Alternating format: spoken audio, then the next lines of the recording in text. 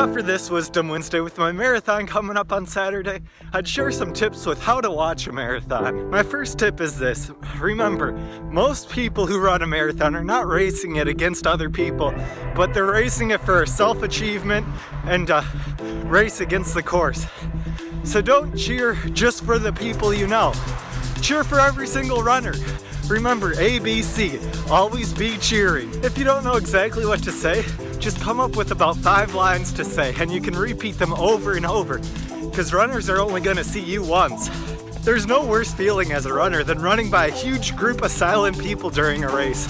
So always be cheering. Tip number 2, if you have a certain runner you're trying to follow during the race, make sure you download the app or find a way to track them. Almost every marathon has chip tracking now, so your runner will have certain updates throughout the race, either text or an app. Tip number 3, plan where you'd like to watch the marathon from before the race.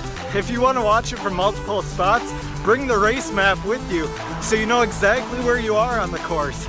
Tip number 4 goes along with 3. If you really want to watch a marathon from multiple locations, the best way to get around is by bike. And lastly, tip number 5, don't worry about seeing the finish of the marathon. The finish is the most crowded place for fans, and it's probably the easiest spot to run because of all the fans around. So your encouraging cheers do a lot less at the finish line. Instead of watching the finish, go 2, 3, 4 miles away from the finish and cheer runners on there.